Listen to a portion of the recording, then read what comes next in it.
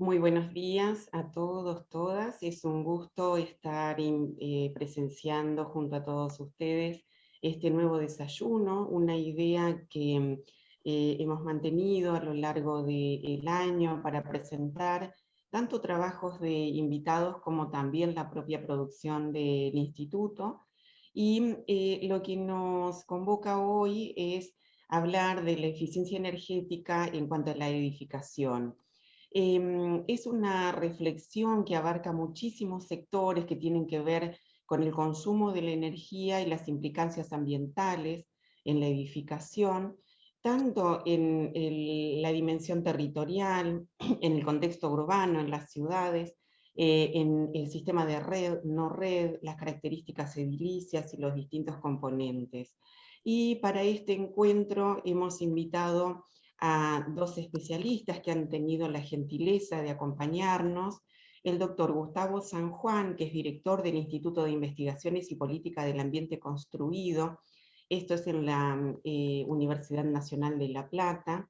Él es doctor en ciencias en el área de energías renovables, profesor titular de la Facultad de Arquitectura y Urbanismo de la Universidad Nacional de La Plata, investigador en el tema en el CONICET, y su línea de trabajo se centra en la interacción hábitat, energía, ambiente, con lo cual somos muy afortunados de tenerlos hoy para hablar de este tema. Y la doctora Irene Martínez es vicedirectora del Instituto de Investigaciones y Políticas del Ambiente, el IPAC, recientemente mencionado, de la misma universidad, y ella es magíster en políticas ambientales de la Facultad de Filosofía y Letras de la UBA, doctora en ciencias del área de energías renovables y docente en la Facultad de Arquitectura y Urbanismo de la Universidad Nacional de La Plata.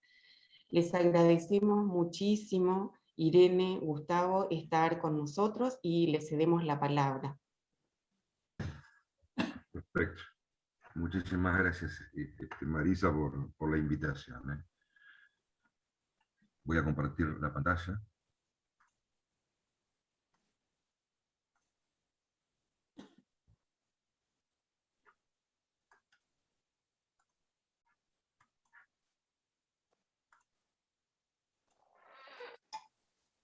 Bien. Bueno, buenos días a todos. Muchas gracias, Lisandro, Marisa, por la presentación, por invitarnos a participar en este ciclo de charlas. Comenzamos con la estructuración de la presentación, a ver si pasamos la diapositiva. Esta presentación se estructuró de manera de comenzar con una breve introducción en línea con el contexto de la realidad energética nacional e internacional. A partir de este contexto, planteamos un análisis de las distintas escalas urbanas. Comenzaremos por la escala territorial, para luego desarrollar las escalas a nivel provincia y ciudad. Luego sintetizaremos las metodologías implementadas para la cuantificación de distintas propuestas de mejoramiento, propuestas de mejoramiento para las redes de salud, educación, transporte y para el sector residencial. Y por último, bueno, finalizar con los alcances y algunas conclusiones. Bueno, en cuanto al contexto, pasamos la diapositiva, en cuanto al contexto, los interrogantes que surgen, la siguiente, son, ¿no? ¿Cómo y dónde actuar? ¿En qué escalas deberíamos actuar? ¿Con qué estrategias? ¿En qué sectores? Y por último, ¿cuánto se ahorraría, ¿no?, en consumos y, por supuesto, en sus emisiones? Seguimos. En cuanto al contexto, en la actualidad, más de la mitad de la población mundial vive en ciudades, ¿no? O sea, en ciudades de más de 300.000 habitantes. Y además de esto, su crecimiento se ha acelerado, ¿no?, desde fines del pasado milenio, que de forma de que se prevé que para el 2050 este porcentaje podría llegar a alcanzar al 70% de la población mundial. Y por otro lado, no solo la población se acumula en las ciudades, sino que también, y más aceleradamente, lo está haciendo la riqueza, ¿no? O sea, los ingresos de la población. De forma que ahora en las 600 ciudades más dinámicas del mundo, vive aproximadamente el 23% de la población mundial. Y bueno, y es allí donde se genera el mayor PBI, que alcanza casi un 55%. Un porcentaje que se estima que llegará hasta el 58% en el 2025, ¿no? La siguiente diapositiva muestra que, bueno, así este aumento de la población mundial en las ciudades y su efecto sobre el comportamiento de los modelos de producción y consumo de bienes y servicios han provocado este marcado incremento en el consumo energético, que se ve en la figura de la izquierda, ¿no? Donde se visualiza importantes cantidades de las importantes cantidades de energía provienen fundamentalmente de combustibles fósiles, ¿no? Tal como muestra esta figura, la figura de la izquierda, ¿no? El consumo mundial de energía primaria para 1949, para el año 1949, era de aproximadamente 2.000 millones de TEP. Mientras que para el 2016, este mismo consumo ascendió a 13.000 millones de TEP. En cambio, si analizamos la población con el gráfico de la derecha, hacia 1950 la población mundial era de aproximadamente 2.500 millones de habitantes, mientras que en el 2014 superó los 7.500 millones de habitantes. Entonces vemos a partir de este gráfico cómo, si bien desde el año 2050 el crecimiento de la población ha sido acelerado, sin duda, el crecimiento energético total ha tenido una pendiente aún mayor. ¿Sí? Vemos que tiene una pendiente aún mayor. La siguiente diapositiva nos muestra que también resulta importante analizar la matriz energética mundial, o sea, la combinación de fuentes de energía primaria que se utiliza y obviamente su distribución porcentual. Como muestra la figura de la izquierda, perdón, en la actualidad el abastecimiento de energía primaria mundial depende de manera directa de los combustibles fósiles, donde vemos que aproximadamente el 80% de la energía de estas, son de energía, fuentes de energía, y teniendo en cuenta las energías renovables que tienen una participación de solamente el 19%. Y si analizamos los tipos de energías renovables, o sea, de este 19%, vemos que las relacionadas a lo solar representan solamente un 0,24% de este 19% total, ¿no? Ahora bien, la siguiente diapositiva muestra que, bueno, como todos sabemos, a partir del año 2020, del año pasado, con la actual pandemia del COVID-19, esta situación de contexto nacional e internacional relacionada a los consumos energéticos y su distribución por fuente, se ha modificado sustantivamente, ¿no? Vemos que con respecto al sector residencial, las viviendas han sido el refugio de gran parte de la población afectada, donde el consumo energético se ha incrementado considerablemente durante este periodo, la cual a su vez vemos que se acentuó en aquellas viviendas que evidenciaban falencias termoconstructivas. En cuanto a la red de transporte público, esta se vio afectada por una importante reducción en su utilización, aumentando el uso del transporte privado, ¿no? Con el consecuente mayor consumo energético en el sector. En cambio, en la red de salud, justamente con la irrupción global de la pandemia del coronavirus y la revalorización del subsector ante la emergencia, resulta fundamental entonces realizar acciones que permitan optimizar el consumo de energía ante un escenario donde la preocupación sanitaria y ambiental en este contexto es cada vez mayor, ¿no? Y por último, la red de educación, la cual disminuyó considerablemente su demanda energética debido a la suspensión de clases durante todo el ciclo lectivo 2020 en todos los niveles educativos, ¿no? Con lo cual ha sido un impacto realmente impresionante y único de esta red. En este sentido, el confinamiento de las viviendas, mayor uso del transporte privado, la disminución en el consumo energético en la red de educación y mayor demanda de atención en los hospitales evidenció claramente impactos, tanto a nivel internacional como nacional y obviamente local, ¿no? Según, ahora hago una cita de la Agencia Internacional de Energías Renovables, ¿no? IRENA. Según IRENA, lo que dice es que la demanda mundial de energía tendrá en el futuro crecimientos modestos, ¿no? Una vez superada la pandemia. No solo por los efectos de la crisis económica que ha provocado esta pandemia, sino también porque se están aplicando soluciones que permiten, obviamente, mejores resultados con igual consumo, ¿no? Y acá es donde claramente debemos hacer foco, ¿no? En esta optimización del consumo energético. No volver a los niveles que teníamos en el 2019. La siguiente diapositiva nos muestra a modo ilustrativo, ¿no? Algunas imágenes de las principales ciudades del mundo, ¿no? Incluyendo la ciudad de Buenos Aires, donde se evidencia esta disminución del consumo energético y fundamentalmente en la reducción de sus emisiones, ¿no? En la diapositiva siguiente, según la Agencia Internacional de Energía, la AIE, esta contracción de la economía mundial en el 2020 afectó a todas las actividades del sector energético, con una reducción en la inversión de aproximadamente, como muestra la figura, de un 18%, comparado con el 2019, ¿no? Las demandas de petróleo y carbón, que también se muestran ahí, fueron las más afectadas, con una disminución de un 9 y un 7% respectivamente.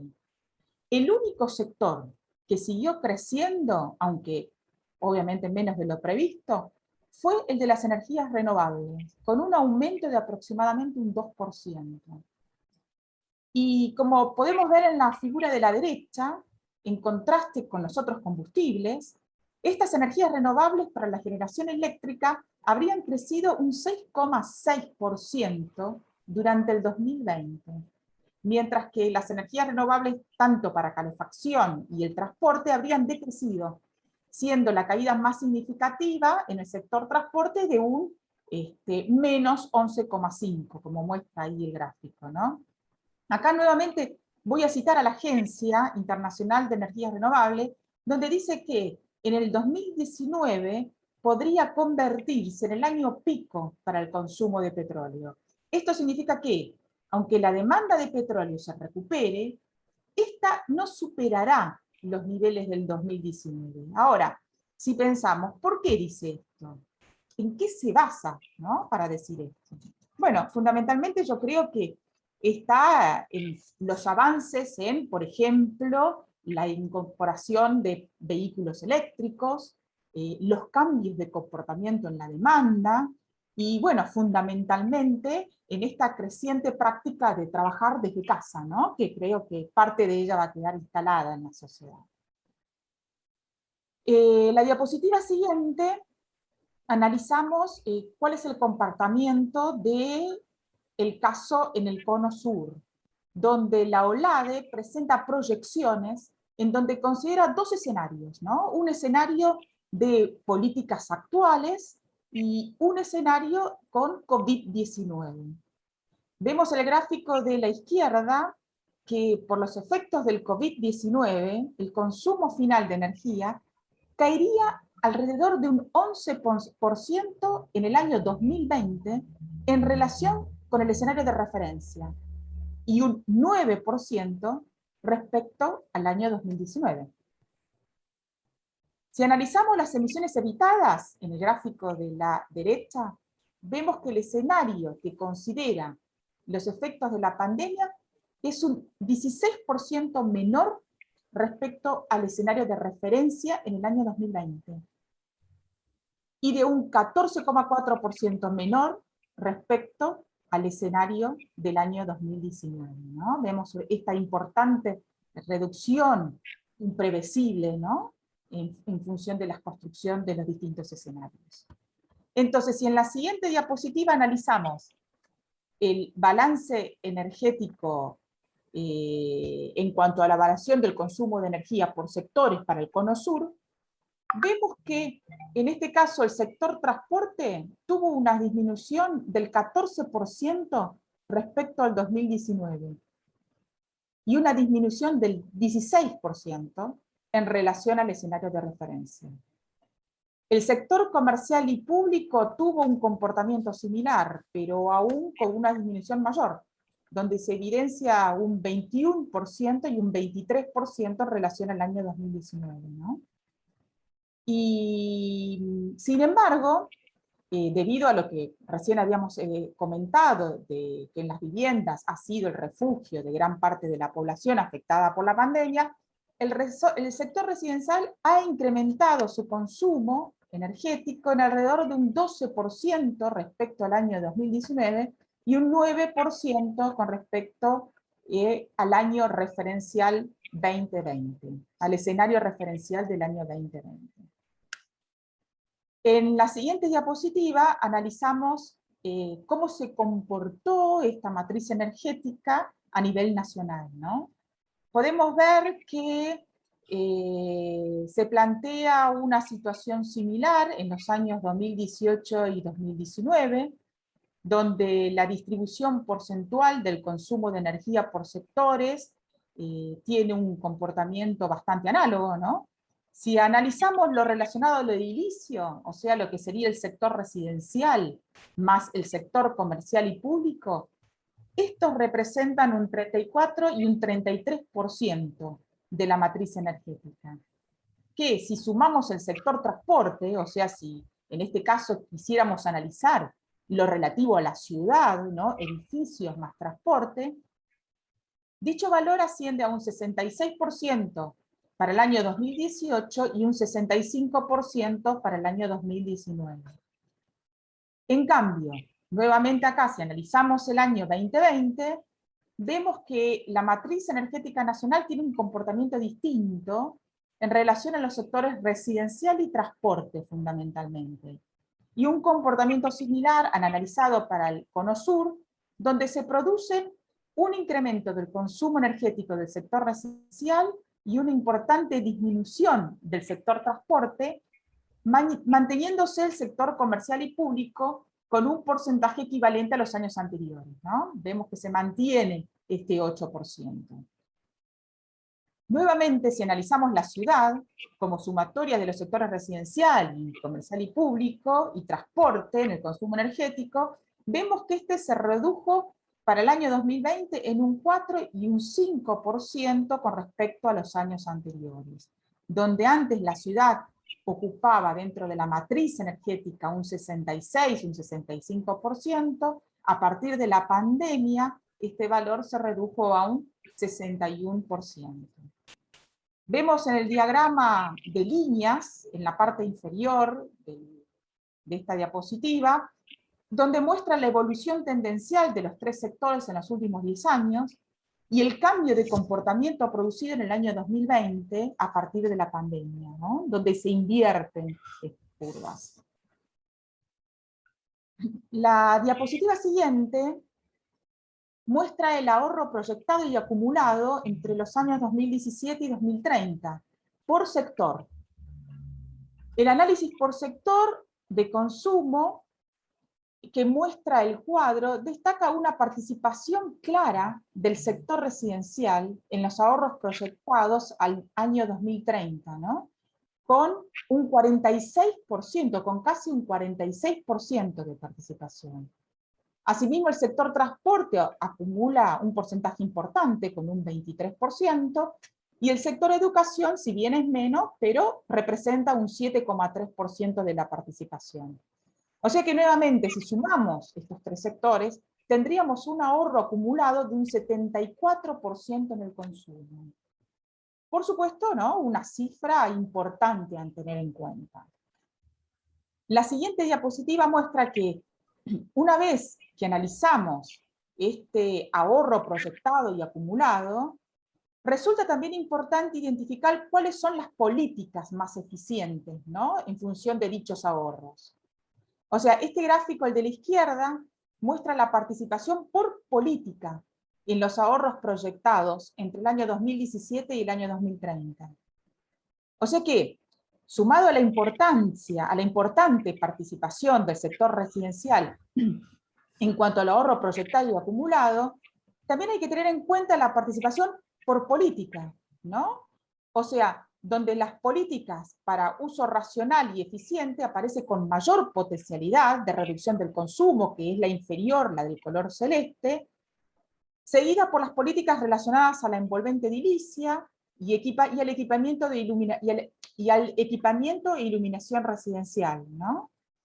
Y allí justamente nuevamente es donde radica el rol estratégico del sector residencial en las políticas proyectadas, ¿no? O sea, ¿dónde deberíamos actuar?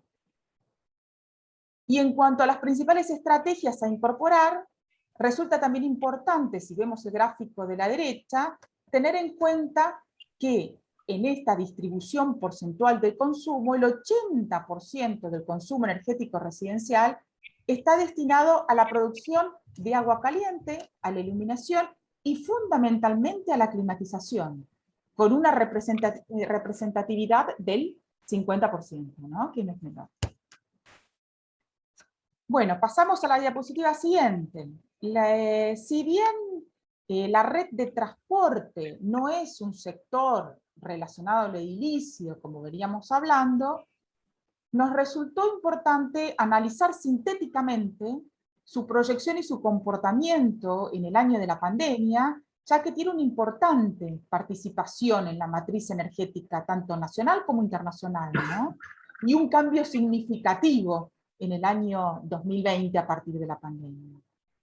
El gráfico de la izquierda muestra la tendencia mundial actual del crecimiento del parque automotor, donde se registra un aumento claro hasta el año 2019, con una caída importante en el año 2020 y una incipiente recuperación, ¿no?, hacia el año 2021. Y si analizamos la figura de la derecha, vemos que muestra la reducción del índice de transporte público para la ciudad de Buenos Aires durante el año 2020, el año de la pandemia.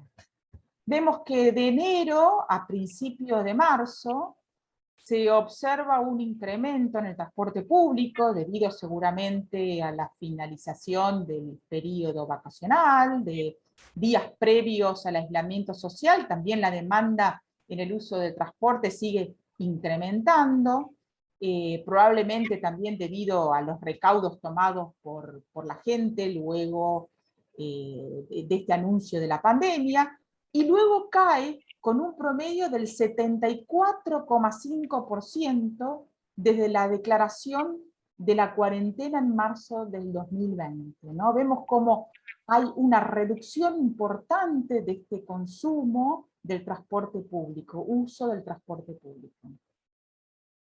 La siguiente diapositiva muestra como ejemplo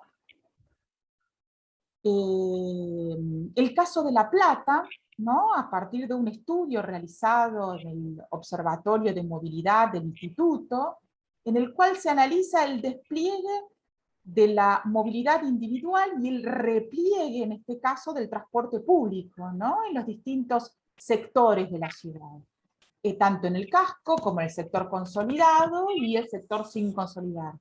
En el primer caso, en el casco, vemos una importante disminución del transporte masivo durante el año 2020 con respecto al año 2014, y un aumento del transporte no masivo y no motor relacionando al mismo periodo, ¿no?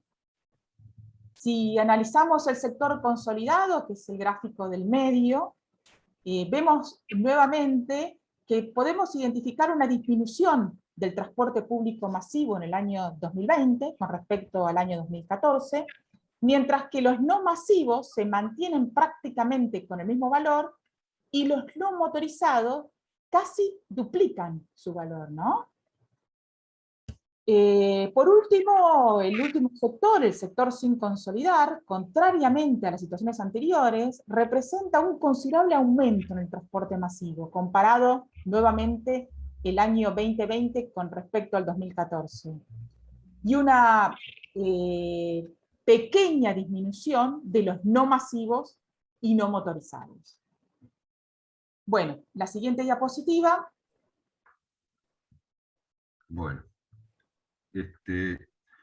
Irene nos ha sintetizado cómo es este tema de la evolución del consumo de energía en los diferentes sectores a nivel mundial, el Cono Sur y la Argentina, y qué ha pasado en la pandemia. Esto implica dónde habría que aplicar las diferentes estrategias de eficiencia energética, por lo menos a nivel nacional. Lo que quería mostrarle a partir de ahora es una forma de operación que nosotros venimos abordando desde hace años. Vamos a mostrarles algunos ejemplos de trabajo, empezando por la escala mayor, una escala territorial, y tiene que ver con la aplicación de estos criterios de eficiencia energética en diferentes ámbitos y sectores. Hay que iniciar este comentario, esto creo que todos lo sabemos, pero estas tecnologías, lo hago tecnologías desde el punto de vista del conocimiento implicado, no la tecnología dura, solo la tecnología dura, implica reconocer esta evolución de los años 80 a los 90, donde pasamos de concebir al uso racional de energía, que implicaba ahorro, a lo que hoy consideramos uso eficiente de la energía, o sea, ahorro más calidad. Esto implica conceptualizar y aplicar lo que le llamamos el componente C, que es el componente de conservación de energía. A partir de allí, a partir de incluir esta estrategia y esta técnica, incorporar luego las energías renovables. Las energías renovables en relación, como decía recién Irene, a esta transición energética que estamos viviendo en este momento, pero que debería ser mucho más acelerada a nivel mundial, a nivel regional y también a nivel local. Esto implica reducciones del consumo de energía, pero en países como el nuestro o como, por ejemplo, en Latinoamérica, las disminuciones de energía deberían ser implicadas en relocalización o reasignación de consumos, porque en países en vías de desarrollo requerimos en realidad mayor cantidad de energía para poder desarrollarnos. Y además esto también implica la reducción de poluentes o contaminantes a la atmósfera para disminuir, paliar el cambio climático. Nosotros entendemos a la ciudad en diferentes niveles de integración, compuesto por diferentes niveles jerárquicos administrativos, ya sea a nivel nacional, provincial o municipal, donde intervienen diferentes sectores, como la vivienda, o lo que recién decíamos el sector residencial, la industria, sector educación, sector salud, la infraestructura, el transporte, el comercio, la administración. Esto siempre en un marco político, legal y administrativo, en un marco internacional, político y económico, en un contexto socioeconómico particular y en un soporte natural. A eso nosotros le llamamos la GUR, la gestión urbana y regional, donde está caracterizada por diferentes procesos de gestión que tienen que ver con la interacción estructural de las variables significativas de oferta-demanda de cada uno de esos sectores. Así es como entendemos la ciudad y la venimos estudiando desde hace ya 2 o 3 décadas. Uno de los ejemplos que les trajimos es la segunda comunicación de cambio climático que hicimos en el 2013, donde bueno, nos tocó resolver todo lo que tiene que ver con la ciudad. en todos estos sectores, incluyendo el transporte. Ahí en ese momento propusimos un portafolio de medidas de mitigación del cambio climático, básicamente en estas que les estoy mostrando en este momento, y si bien no las voy a explicar, porque no tenemos demasiado tiempo, la primera estrategia es la difusión y concientización.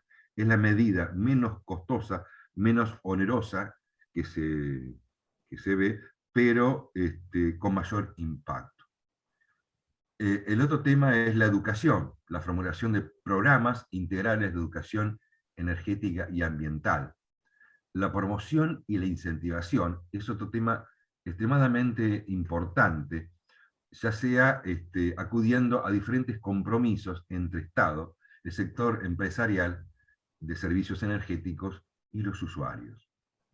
Hay que generar una cierta inversión y sustitución e implementación a partir de diferentes tipos de incentivos o promociones, como están haciendo los países desarrollados, porque si no en nuestro país va a ser muy difícil sin este tipo de medidas de inversión generar una aplicación masiva de este tipo de tecnología o de conocimientos. La transferencia también es importante porque, por ejemplo, nosotros que nos dedicamos a la investigación, nosotros digo, todo el sistema científico dedicado en este área está, diría, abocado a transferir diferentes conocimientos que se van desarrollando en todos los niveles de formación y en todos los niveles técnicos. Y lo otro es la incorporación necesaria de generación de nuevos emprendimientos y la incorporación de nuevas tecnologías. Cuando hablo de tecnología hablo de conocimiento, ¿no? Que está implicado, y también de la tecnología dura, porque se puede hablar mucho, pero lo que es muy importante es que debemos tener políticas públicas que tiendan a la implementación directa de este tipo de tecnología. Estas son algunas de las medidas e hipótesis que nosotros trabajamos en ese momento en los diferentes sectores: residencial, salud, educación, administración, comercio e industria, en cuanto a la mejora de la envolvente edilicia, a la sustitución de equipamiento de iluminación, que hoy en día se ha avanzado muchísimo, en el etiquetado, que en ese momento era una palabra que no abordada. Hoy en día ya hay varios grupos que están liderando el etiquetado edilicio en nuestro país, la aplicación de los programas de uso racional de energía, el PURE, y la cogeneración. De ahí es que fuimos calculando diferentes hipótesis de trabajo, desde el consumo de energía, el potencial de ahorro, la disminución de emisiones, y lo que fuimos viendo es la territorialización de esas medidas. En este caso, por ejemplo, les trajimos la distribución del consumo territorial de gas por red. ¿Sí? Fíjense cómo, obviamente tiene que ver con la extensión de la red, pero también tiene que ver con el impacto, con la concentración de la población en diferentes puntos, afectados obviamente por la climatología y la altitud de la localización de estas ciudades. También observen en el gráfico de la derecha que este es el consumo en kilotep por usuario, donde se concentra básicamente en la Patagonia el mayor yacimiento potencial de ahorro. En el año 2013, la única medida que era amortizable en muy poco tiempo era la conservación de energía desde el Río Negro para abajo. Y fíjense cómo se correlaciona las emisiones, ¿no? Este círculo grande que ustedes ven acá es la ciudad de Buenos Aires, Cava, en cuanto a relación de impacto, el Gran Buenos Aires, Mar del Plata, el Gran Neuquén, Ushuaia, etc. Esto tiene que ver, como recién le decía, no solamente por concentración de la población, sino por las características del clima, ya que ustedes saben que no hay una política dura de eficiencia energética en la Patagonia. Estos serían las emisiones de dióxido de carbono equivalente por usuario. También les trajimos para observar el tema de la distribución territorial del consumo de energía en nuestro país, y esto es por usuario, el consumo por usuario, y donde se focalizan en los lugares fundamentalmente en el centro más productivo del país, desde Buenos Aires, Córdoba, San Luis y Mendoza y Santa Fe. ¿Y cómo serían las emisiones? Obviamente que esto estamos presentando ahora el consumo de energía, pero también están todos los cálculos sobre las diferentes estrategias o hipótesis de ahorro energético. Por ejemplo, es la territorialización del ahorro de una hipótesis, la hipótesis 2, sobre eficiencia energética en la edificación, ¿no? Fundamentalmente disminuyendo el consumo en climatización, en calefacción. Y también podemos estudiarlo desde el punto de vista de las regiones bioclimáticas, que nos presenta la norma IRA. Fíjense que la zona templada es la de mayor impacto. En segundo término está la zona templada fría, la cálida en tercer lugar, y luego la muy fría. En cuanto a emisiones, es lo mismo. Esto está implicando que estos cálculos y estos gráficos determinan o pueden determinar una política energética de eficiencia energética en el país, o sea, dónde debemos incorporar las principales medidas. Si vamos a la escala provincia, este estudio que recién les comentaba, también lo analizamos desde el punto de vista de cada una de las provincias de nuestro país. Obviamente que la principal provincia donde tenemos que interactuar es la provincia de Buenos Aires, nuestra provincia. Luego tenemos Santa Fe, Córdoba, Mendoza, Neuquén, provincias como Río Negro, Chubut, ¿no?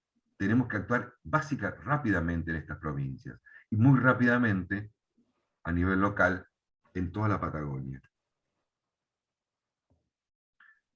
Si vemos nuestra provincia, el mayor consumo se registra en Cava y en el Gran Buenos Aires. Este pico es La Plata, o sea que este sería, dentro de nuestra provincia, un lugar para intervenir ya.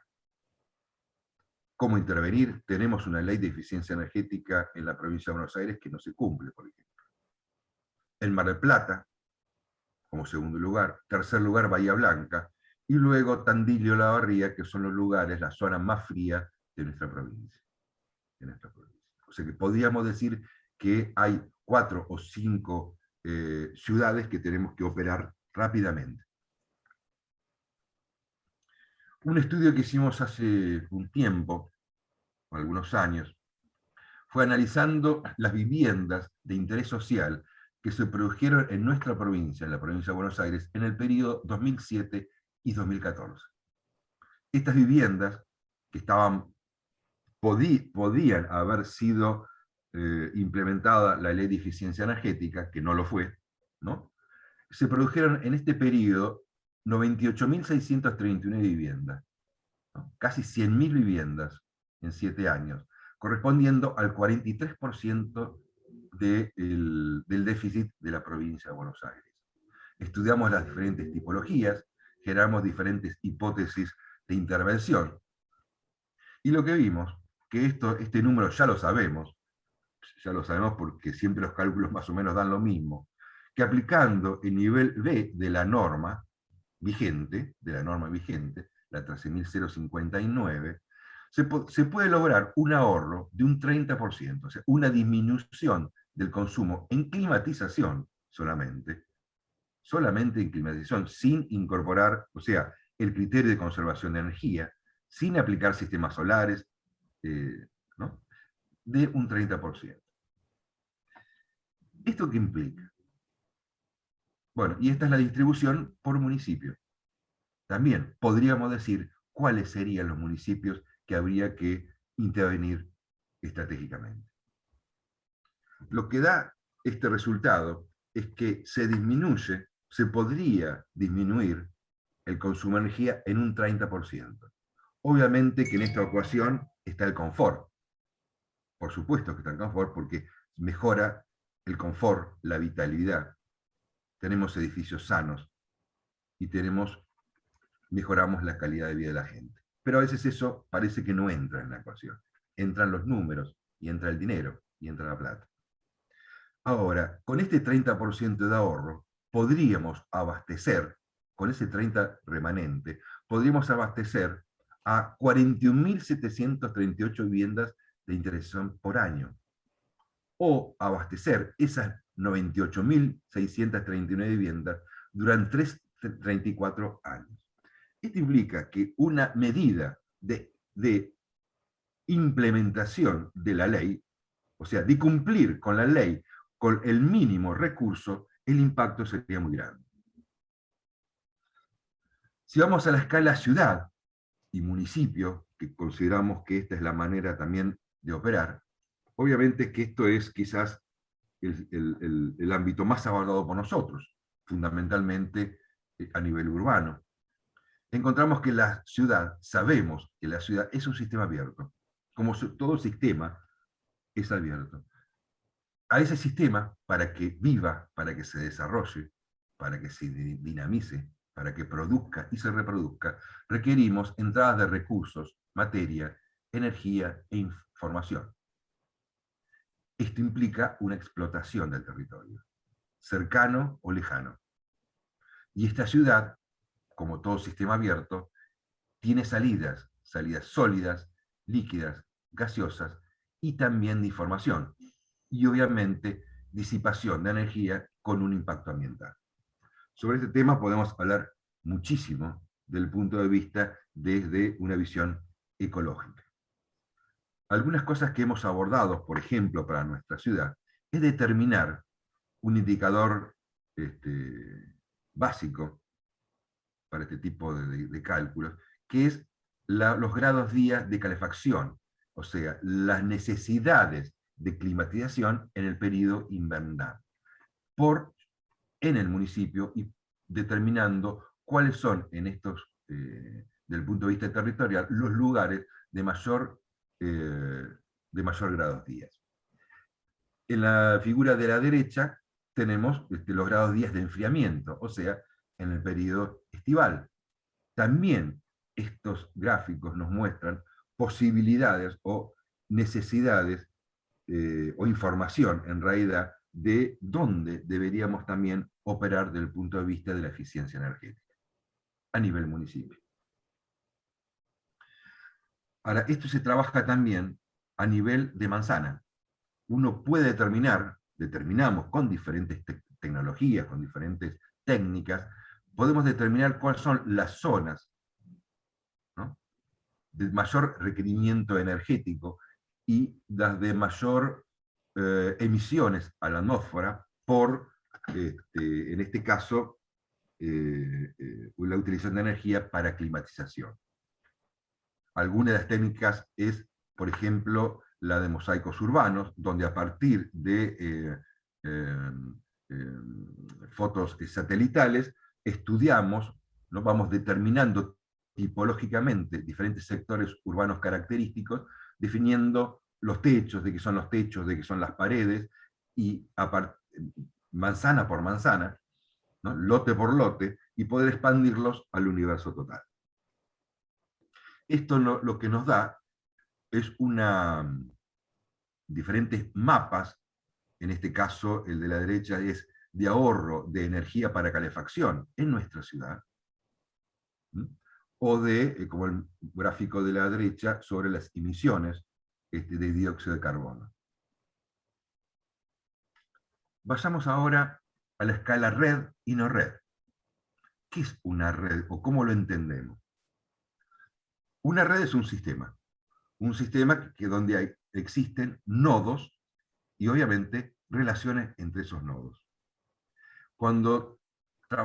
Si entendemos que un edificio, por ejemplo, un edificio de educación o un edificio de salud está en realidad enlazado dentro de un sistema donde en general hay un sistema jerárquico de decisiones, desde, por ejemplo, el Ministerio de Salud o el Ministerio de Educación, o, por ejemplo, desde el área de infraestructura escolar, que diseña y determina y aplica decisiones estratégicas. Esas relaciones implican que se pueden definir redes. Esas redes pueden ser, por ejemplo, todas las escuelas secundarias de la provincia de Buenos Aires, o todos los jardines infantes de la Ciudad de La Plata, o del Gran La Plata. Pueden ser todos aquellos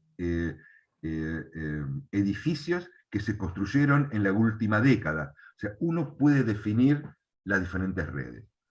Pero claro, hay otras que son no redes. Por ejemplo, el sector residencial no es una red, no lo consideramos nosotros una red, porque está determinado por las decisiones propias de cada uno de los usuarios, cada uno de los usuarios.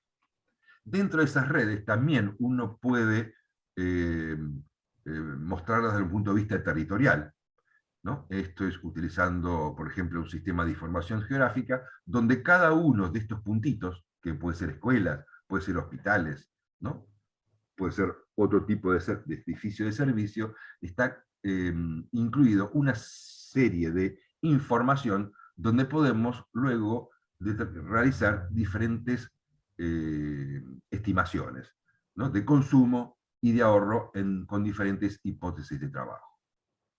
Ahora, si esto lo llevamos y lo estudiamos desde un punto de vista estadístico, podemos determinar, por ejemplo, fíjense el gráfico del medio, es una correlación entre superficie edilicia del sistema de educación, en este caso, superficie con consumo de energía anual. Esto es una red, ¿no? Es una red de edificios de La Plata, de edificios educativos de la Ciudad de La Plata. Cuando estudiamos esta correlación, vemos que, por ejemplo, esta escuela tiene un consumo X con una superficie X, con un cierto consumo. Si vamos a estudiar esta escuela, observamos esta escuela, lo que vemos es que tiene la misma superficie, pero el consumo es mucho más alto. A partir del estudio, por ejemplo, con estas técnicas estadísticas, podemos visualizar muy rápidamente desfasajes, anomalías de una red. Esta red es una red estándar. No sabemos en este momento si es la más óptima. Es lo que está pasando. Pero hay problemas que están pasando, en este caso, en estas dos escuelas, como un ejemplo. En cambio, el gráfico de la derecha está mostrando una correlación entre el consumo anual de los edificios, de los hospitales de La Plata, y la cantidad de camas. Fíjense que la correlación es una correlación lineal que obviamente está muy cercano a la situación estándar. Bueno, estos son diferentes casos de anomalías que fuimos descubriendo, en el cual uno puede generar hipótesis también de trabajo, diciendo, si este es el universo de la situación estándar de esta red, lo que voy a hacer es generar una hipótesis de aplicación de medidas de eficiencia energética y generar una nueva distribución mucho más, con mayor correlación y mucho más eficiente.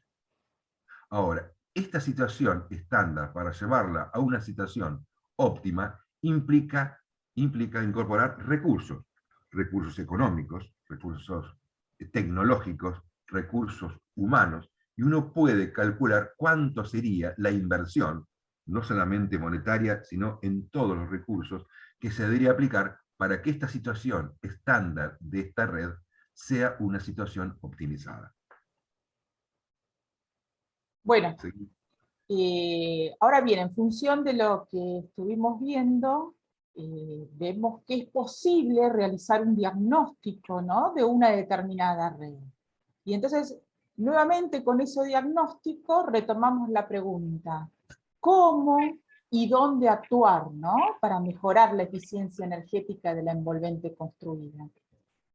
Y bueno, en función de esto, como comentaba también Gustavo, está la ley 13.059 de eficiencia energética edilicia, ¿no? Es una ley de la provincia de Buenos Aires, cuya finalidad es establecer las condiciones de acondicionamiento térmico exigibles en la construcción de los edificios para contribuir a una mejor calidad de vida de la población, ¿no?, y a la disminución del impacto ambiental a través del uso racional de la energía.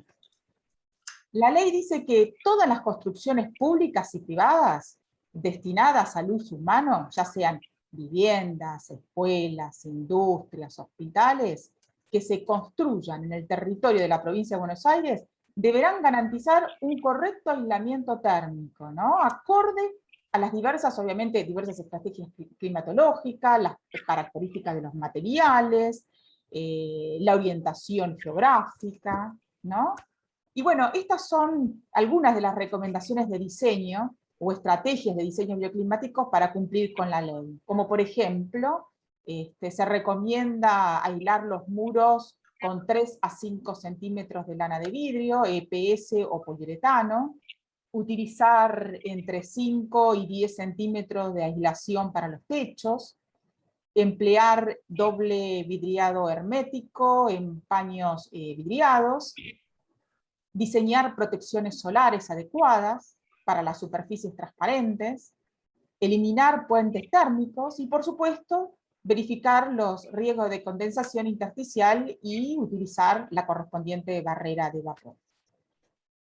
Entonces, la siguiente diapositiva, en esta escala que estamos abarcando ahora, que es la escala de la red y de no red, planteamos abordar las redes de salud, la red de educación, la de transporte y el sector residencial, en la cual rápidamente vamos a sintetizar algunas estrategias de mejora tecnológica constructivas para cada uno, a través de la incorporación de diferentes alternativas de aislación en la envolvente tanto vertical como horizontal, ¿no?, existente. Y como dijimos, las alternativas deben considerar como exigencia mínima el cumplimiento de la ley. Comenzamos con el caso de la red de salud. Un poco así como para sintetizar el comportamiento de esta red, sabemos que desde un punto de vista del consumo final de energía en el país, la red de salud se encuentra dentro del sector comercial y público, es parte del sector comercial y público. Este subsector particularmente, o sea, el subsector salud, se caracteriza en general por contar con edificios energointensivos, ¿no?, debido a su infraestructura de uso continuo y el equipamiento que tienen, el cual en este contexto de pandemia, obviamente, se le suma el hecho de ser un servicio público de interés social y ser energéticamente, así como el resto de las construcciones edilicias del área de nuestra área, ser poco eficiente, ¿no? Sabemos que las construcciones son poco eficientes. Esta figura muestra el comportamiento energético de la red de salud, en este caso en la microrregión del Gran La Plata, que es donde trabajamos mayormente nosotros, donde se pueden identificar el consumo total y el consumo por cama en relación a la cantidad de camas de cada uno de los establecimientos, ¿no? Esto nos da una primera visión, idea de cómo está construido nuestra red, nuestro parque del subsector salud. En la siguiente diapositiva vemos cómo este consumo se divide en distintas proporciones según las diferentes áreas que componen los establecimientos. Vemos como las áreas de internación, diagnóstico y tratamiento y consultorios externos son las que presentan mayores consumos, ¿no?, representando entre las 3 áreas el 60% del consumo total del establecimiento. Así, si analizamos cómo se desagregan dichos consumos, ¿no?, en qué se consume, vemos que el relacionado a climatización en el gráfico de la derecha, en la mayoría de las áreas es el que más peso tiene, representando para el caso, en este caso del área de internación, casi un 89% del consumo total, donde, bueno, nuevamente aparece acá con mayor potencialidad de reducción de consumo el mejoramiento del envolvente, ¿no? Intervenir en el mejoramiento del envolvente. La siguiente diapositiva muestra que a partir de la situación actual, de la edilicia existente, se proponen distintas estrategias de intervención, ¿no? Distintas posibilidades de mejoramiento del envolvente. En esta tabla presentamos algunas estrategias, algunas recomendaciones de diseño para cumplir con la ley, como por ejemplo, se recomienda aislar los muros de 3 a 5 centímetros con lana de vidrio o EPS o poliuretano, utilizar entre 5 y 10 centímetros de aislación para los techos, y emplear DBH, o sea, el doble vidriado hermético en los paños vidriados, entre otras características que se proponen acá, ¿no? Y bueno, y vemos en la diapositiva siguiente cómo incide esta disminución de los coeficientes de transmitancia térmica de la edilicia existente en la reducción de las pérdidas energéticas por envolvente para el Servicio de Internación Clínica. Vemos que al optimizar la envolvente, ya sea horizontal y vertical, tanto en las partes opacas como vidriadas o transparentes, existe una importante reducción de las pérdidas energéticas, ¿no? Vemos en la tabla de abajo, donde muestra la demanda en climatización, tanto para la situación real como para las situaciones optimizadas, con sus respectivos ahorros, ¿no? Y vemos que la demanda de climatización para la situación original es significativamente mayor, ¿no?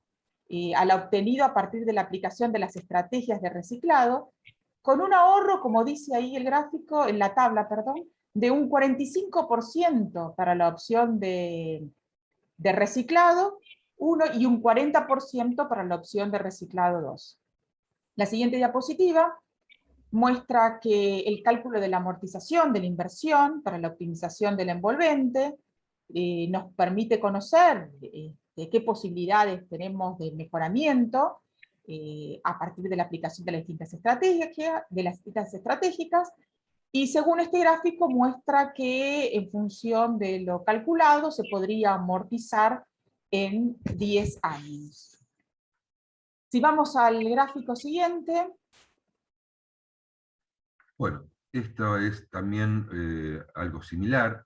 En un momento la Ciudad de Buenos Aires, el gobierno de la Ciudad de Buenos Aires, nos convocó por una consultoría a estudiar los gastos en diferentes servicios, ¿no?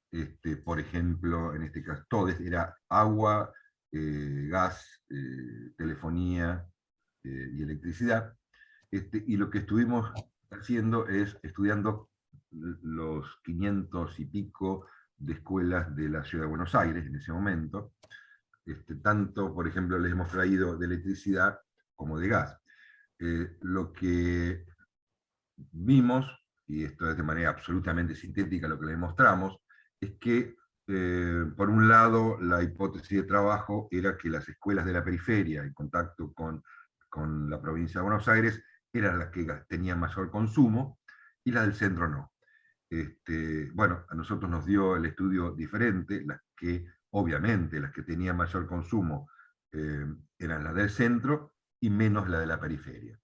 Ahora, también vimos que, por ejemplo, tomando una hipótesis 1 sobre el promedio de la muestra, o sea, el promedio del universo, en realidad sería, esto podía implicar que interviniendo sobre un 35% de los establecimientos de las escuelas, se podría generar un ahorro de un 20%. En ese momento era esta cantidad de pesos, no tiene sentido mencionarla ahora. O sea que era muy interesante porque básicamente se basaba en difusión y concientización la medida, sin intervenciones tecnológicas. Y tomando una división estándar, o sea que interviniendo sobre el 10% de este universo, se podría disminuir ese ahorro en un 7%. en su momento, obviamente, que si bien los porcentajes son bajos, pero el monto calculado en pesos era realmente significativo y muy valorable. Bueno, nuevamente acá tomamos la red de transporte, que como dije anteriormente, no es una red edilicia, obviamente, pero sí consideramos importante hacer una pequeña síntesis, tanto de su estructura como de su comportamiento, a partir de la posibilidad de incorporar mejoras, ¿no?, para su eficiencia. El mapa muestra la red de transporte para la Ciudad de La Plata, donde las distintas líneas tienen una correlación con la cantidad de kilómetros recorridos y pasajeros transportados por cada línea. Entonces, en la siguiente diapositiva se proponen algunas medidas de eficiencia en el transporte. Estas están divididas por medidas a corto plazo, mediano y largo plazo. Para este caso se analizaron algunas de las posibles medidas a implementar para la mejora de la eficiencia en los 3 cortes, y en cuanto a la medida de corto plazo se planteó estudiar posibles propuestas que reduzcan el tiempo de viaje de transporte público y que permitan aumentar la velocidad de circulación de las unidades. Estas medidas, entre ellas podemos ver, no sé si ven en el gráfico, en el primer gráfico, son medidas relacionadas con la sincronización de semáforos, con la reorganización de las paradas y con la implementación de carriles exclusivos, que sumados estas 3 medidas, la línea superior nos diría la eficiencia y la punteada roja sería como el escenario optimizado, ¿no?, a partir de la implementación de estas medidas. Para el caso de la medida a mediano plazo se planteó la densificación de los corredores de transporte, que permitirían absorber viajes de modo no masivo hacia el transporte público, ¿no?, incrementando su uso en aproximadamente, el estudio daba un 21%. Este traspaso de viajes en modos, o sea, de modos no masivos a modos masivos, implica una reducción importante en autos circulando, lo cual aportaría a una disminución, claramente a una disminución del consumo energético y obviamente las emisiones de contaminantes. El último escenario, que es el escenario a largo plazo, se basa en promover los viajes cortos en tiempo y distancia, los cuales son posibles de realizar en un modo no motorizado, ¿no?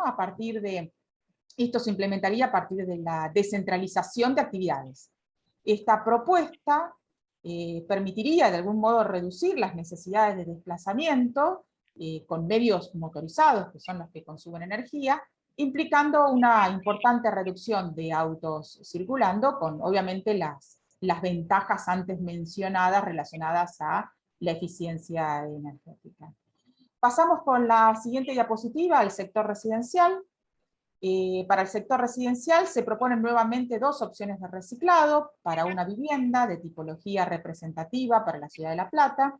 En este caso se analizó la casa cajón.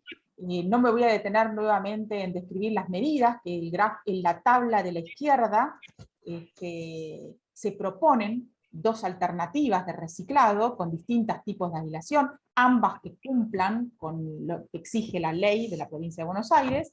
Y a modo de síntesis, en la tabla de la derecha se muestran los valores de energía auxiliar requeridos para la situación original y para cada una de las propuestas de reciclado, con un costo de inversión, vemos que también ahí figura el costo de inversión, con un costo de inversión mucho mayor la propuesta de reciclado 1, la cual alcanza casi el mismo ahorro energético que la propuesta de reciclado 2, que es el 40% aproximadamente. Entonces, ¿qué concluimos? Concluimos que a casi igual ahorro, la inversión es mucho menor en el caso 1, con lo cual la alternativa de reciclado 1 es la más conveniente para este caso, ¿no? Si pasamos a la siguiente diapositiva, hay un análisis de la escala urbana, en donde se trabajó sobre la cuantificación de esta incidencia porcentual de la tipología cajón en un determinado sector, ¿no?, para ejemplificar este potencial de ahorro. Y a partir de la determinación de los valores de representatividad de esta tipología, se procedió a aplicar las cifras obtenidas con el mejoramiento técnico-constructivo que hemos decidido obtener, a escala masiva. Y se considera que si se recicla cada una de las viviendas de la tipología cajón, se estaría afectando al 39% de las viviendas del sector seleccionado. Esto significaría una representatividad, como dice ahí el gráfico de barras, de 103.113 viviendas, con mejoras inmediatas, obviamente, en su calidad hidrotérmica, y reducciones de consumo energético que serían en el orden del 40%. Esta situación permitiría reducir sustantivamente parte de la demanda energética actual, ¿no? Ahora, fíjense una cosa, si nosotros multiplicamos los 942 metros cuadrados de gas natural ahorrados, ¿no? Con la opción de ahorro del 40% del reciclado 1. Lo multiplicamos por las 103.113 unidades de casa cajón, estimadas para el sector de La Plata, se lograría un ahorro anual de 97 millones, ¿no?, aproximados de metros cúbicos de gas natural, que al multiplicar este valor por un costo unitario de gas natural se obtiene, como vemos, un importante ahorro anual en pesos, ¿no? Así que bueno, ya redondeando, terminamos, pasamos a la siguiente diapositiva, donde hacemos una síntesis de los aspectos a tener en cuenta, ¿no?, en el estudio de estas redes edilicias. Y bueno, como síntesis queríamos plantear algunos aspectos que serían realizar un diagnóstico detallado de aquellos establecimientos críticos en cuanto a su uso y en cuanto a su arquitectura y sistemas involucrados, contar con información en base a datos diseñados ad hoc, ¿no? Este tema es fundamental para realizar un correcto análisis y evaluación de estado. El control del dato es otro de los puntos importantes, ya que datos inconsistentes implican información, obviamente, no confiable, ¿no? Trabajar con un sistema de gestión integral que maneje la mayor cantidad de variables estructurales y sobre todo flexible para determinar las variables críticas. Esto permitiría contar con información actualizada y diagnósticos tempranos. Determinar el valor mínimo de las variables estructurales pertenecientes a distintos ámbitos o áreas geográficas, tales como podemos nombrar infraestructura, consumo, gasto, variables productivas, ¿no?, entre otras. Trabajar con un sistema de información geográfica integrado a la base de datos y las salidas requeridas implica rapidez de operación, relación con las distintas variables, toma de decisiones, prospección de alternativas, ¿no? Por otro lado, trabajar con los propios usuarios, eso es sumamente importante, ¿no?, concientizando sobre todo en el consumo y los gastos, intercediendo en las condiciones de uso de los establecimientos con sobreconsumo, favoreciendo y se podría hasta premiar los que tienen consumos más óptimos, realizar un diagnóstico global a partir del listado de los establecimientos con alteraciones en su consumo y que sobrepasan los valores estándar, desarrollar asimismo experiencias de reciclado edilicio y de sistemas, con lo cual optimizar su funcionamiento.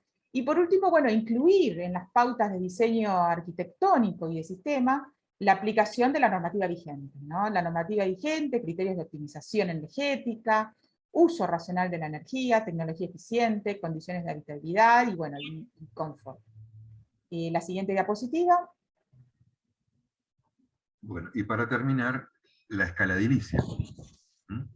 En este campo, una de las cosas que sabemos, quizá todos, pero que nosotros hemos verificado, es que en realidad hay dos maneras de hacer frente a este tema. Uno son con estrategias o pautas de diseño de costo cero. En general, cuando diseñamos los profesionales edificios de cualquier tipo, hay decisiones proyectuales que son de costo cero, sin implicación de incorporar tecnología. Y otras sí, que son amortizables en el tiempo. Como decía Irene recién, algunas son de 10 años, 12 años, 15 años o más.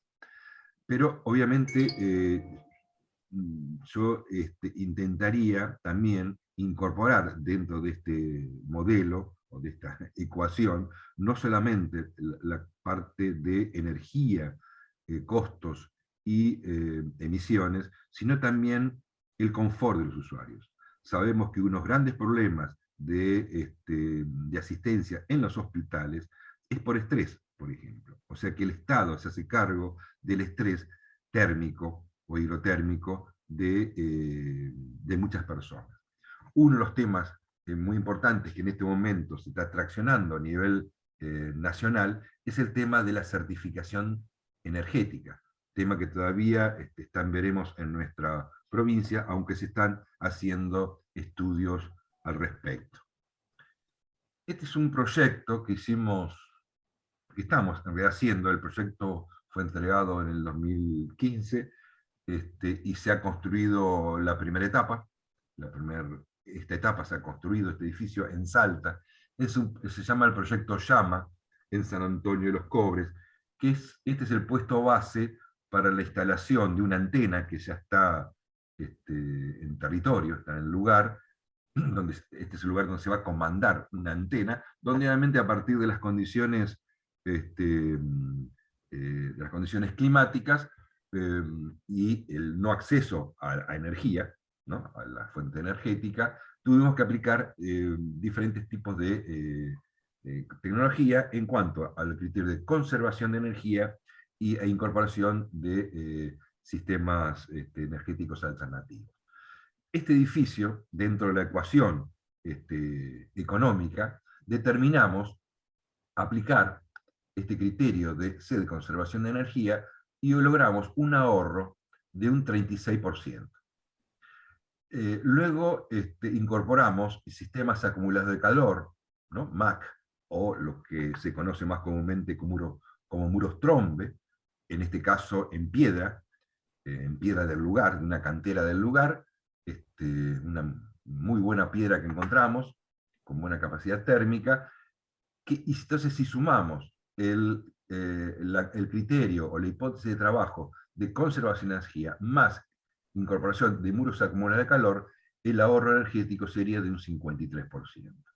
Si además a eso se incorporan colectores solares de agua para calentar agua y calefaccionar por piso radiante, el ahorro sería aproximadamente de un 70%. Esto implica que dentro de, bueno, se trabajó con el CONICET, con la Universidad de Salta, con el IARC, el Instituto de Radioastronomía de La Plata, que es el que va a usar el edificio, y se entendió que esta era una muy buena ecuación energética y una muy buena ecuación económica, ya que si no aplicamos ninguno de estos conceptos, este edificio no se podría utilizar, ya que, por ejemplo, el gas viene de Chanchitas desde Salta, o sea que sería prácticamente y económicamente inviable. Esperemos que en estos años se pueda construir la segunda etapa de este proyecto. También hicimos algunas experiencias en reciclado edilicio. Este es un ejemplo del reciclado edilicio de una vivienda de interés social acá en el Gran La Plata, en Berisso, y logramos una reducción de un 30%, aplicando el nivel B de la norma IRAN, es lo que aproximadamente da. Mejoramos la calidad ambiental de los espacios. Todo esto se verifica con modelización en la etapa de proyecto y luego con auditoría energética y ambiental en la posterior a la implementación de la tecnología. Se verificaron reducciones de las amplitudes térmicas interiores, mejorando el confort. Se estabilizó la situación hidrotérmica interior, y además se tuvo en ese momento un costo de implementación de $83 por metro cuadrado. Una situación bastante razonable. Otro ejemplo que le trajimos es unas viviendas que construimos en Tapalqué, en el municipio de Tapalqué, en el 2015, 4 viviendas bioclimáticas, donde aplicamos diferentes pautas de diseños, desde el tema de la orientación, una forma compacta, aislamiento térmico del envolvente, inercia térmica, ya que la envolvente, la aislación fue colocada desde el lado exterior, logramos una inercia térmica media, control solar, muros acumuladores de calor en hormigón y agua, un invernadero secadero de ropa, ventilación cruzada, control de filtraciones de aire por carpinterías eficientes, carpinterías obviamente de doble vidrio, y colectores solares para calentamiento de agua. Estas pautas, que son las pautas básicas de un diseño bioclimático, este fue un encargo del municipio que trasladó al Instituto de la Vivienda de la Provincia de Buenos Aires, y trabajamos juntamente entre el Instituto de la Provincia de Buenos Aires, nuestro equipo y el municipio. Lo que se determinó, el diseño, si ustedes ven, está basado en la generación de una fachada solar, donde tenemos ganancia directa a través de ventanas, muros MAC, acumuladores de calor en hormigón y agua, invernadero y ganancia directa, y ventilación cruzada. O sea, lo que se hizo es tomar una vivienda bastante tradicional de lo que se construye normalmente, incorporándose cierto tipo de conocimiento que se ha brevado en nuestro país y en el mundo en los últimos 40 años. Se realizó la aislación térmica desde el lado exterior, eliminando todo puente térmico y generando masa interior desde el lado, bueno, en el interior. Se aisló el piso también, se colocó una aislación perimetral en el piso para evitar las pérdidas energéticas. Se tomó un nivel, en este caso tomamos un nivel B2 o B', llámenle, que es la media entre el nivel B y el nivel A de la norma. Esto generó, por ejemplo, que en los muros se incorporó 3 centímetros de aislación térmica, y en el techo 10 centímetros de poliestireno expandido de 20 kilos por metro cúbico. Lo que se verificó, bueno, esta es la instalación de los muros acumuladores de calor, son muros, son ladrillos o bloques de hormigón con agua encapsulada en el interior, verificándose la importancia de acumular durante el día el calor producido por la radiación solar incidente y trasladarla por la propia inercia térmica de los materiales implicados a la tarde y a la noche. Desde el punto de vista de la conservación de energía, si se hubiera construido esta vivienda con los criterios del Instituto de la Vivienda, sin incorporación, sin tener en cuenta la ley, el consumo anual sería este. Pero al aplicar el criterio B2, el nivel B2 de la norma, el consumo energético anual es este. Todo este área es reducción. O sea que la reducción del consumo anual se estimó en un 56%, con mejora, obviamente, de las condiciones térmicas interiores, situándose, estas son mediciones, dentro de la situación de confort o del área de confort de invierno y de verano. Y es el último proyecto que estamos desarrollando en este momento, con un pedido también de la provincia de Buenos Aires, para desarrollar soluciones habitacionales para acudir a la emergencia. El año pasado, en el medio de la pandemia, construimos con una cooperativa un modelo de vivienda que cumple con la norma IRA, o sea, un modelo que se construye en 10 días, es una mínima casa, en este caso de 40 metros cuadrados, se construye en 10 días y tiene los niveles térmicos adecuados y los criterios de conservación adecuados según la aislación que produce la norma en su nivel B.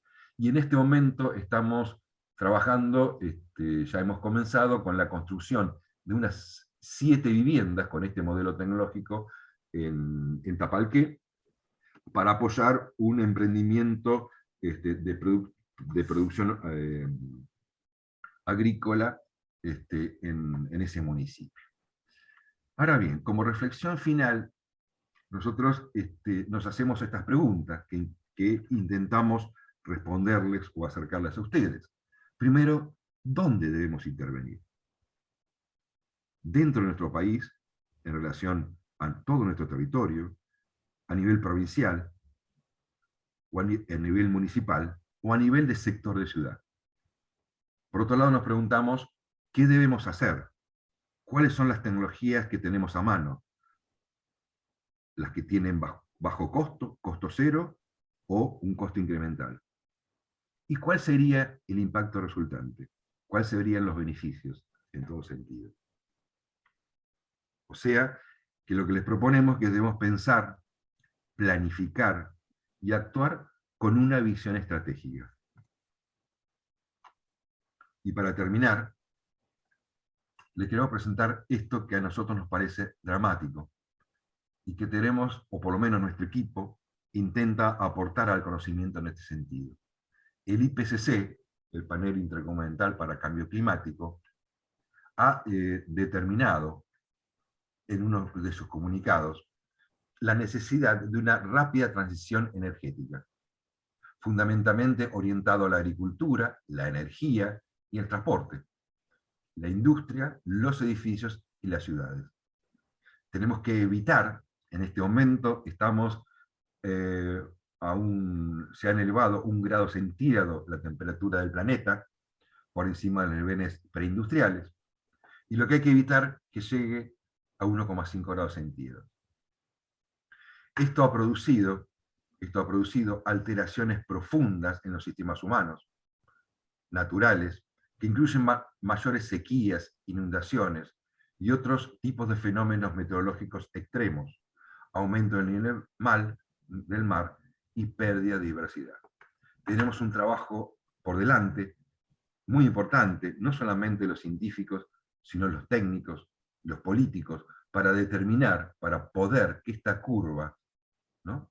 Esta tasa anual de crecimiento, de alguna manera, se revierta su dirección y podamos determinar, tener una menor incertidumbre para las generaciones futuras en la población mundial.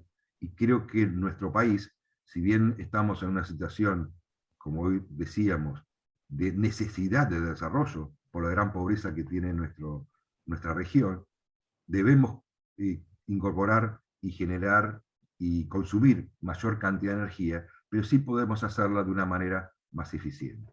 Así que dejamos estas reflexiones para ustedes, si quieren algunas preguntas que podemos salvar, y bueno, muchísimas gracias por la invitación a esta charlita.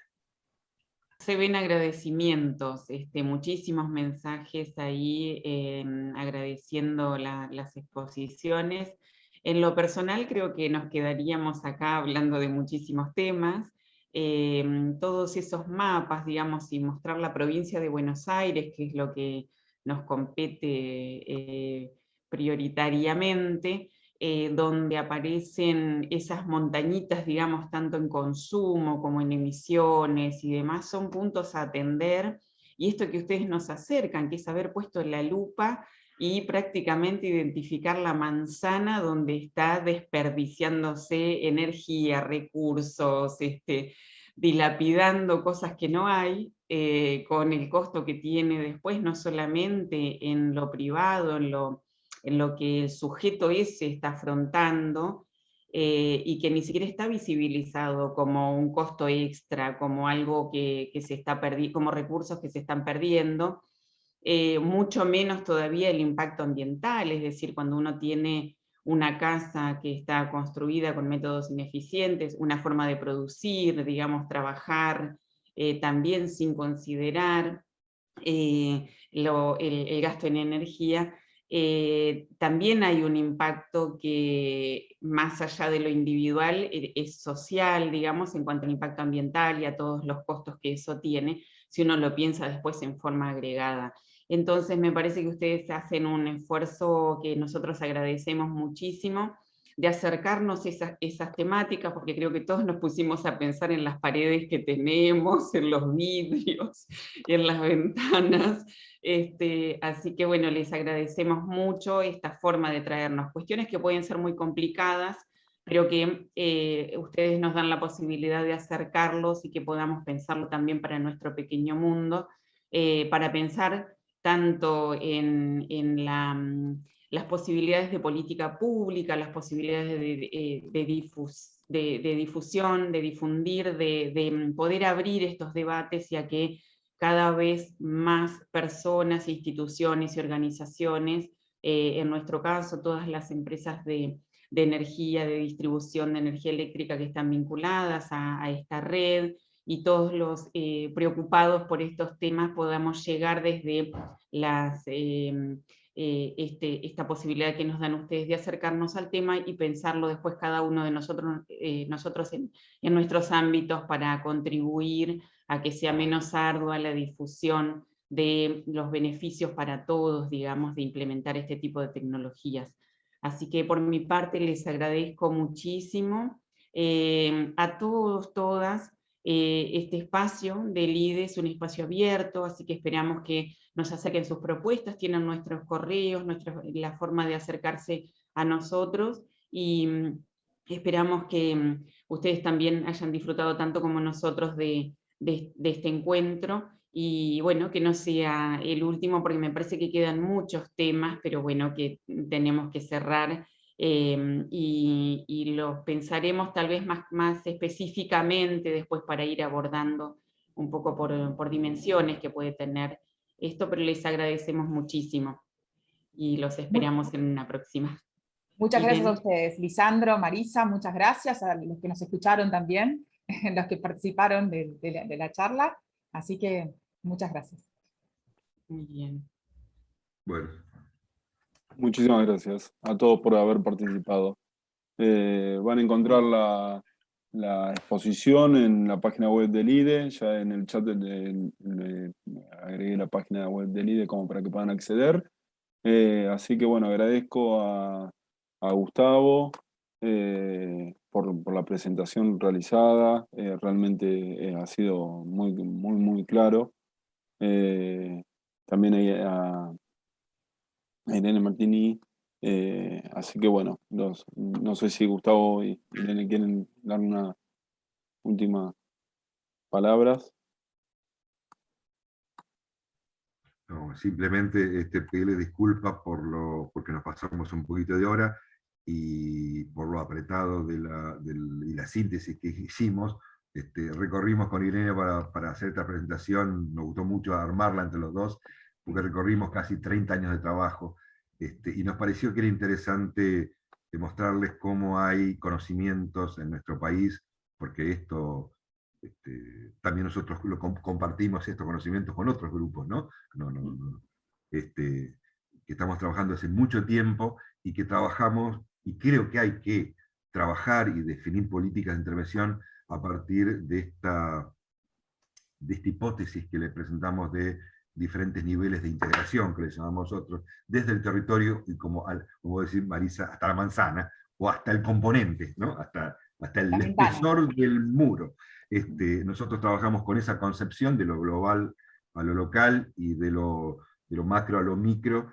Es un trabajo muy grande y que, bueno, intentamos sintetizarlos en una hora de trabajo.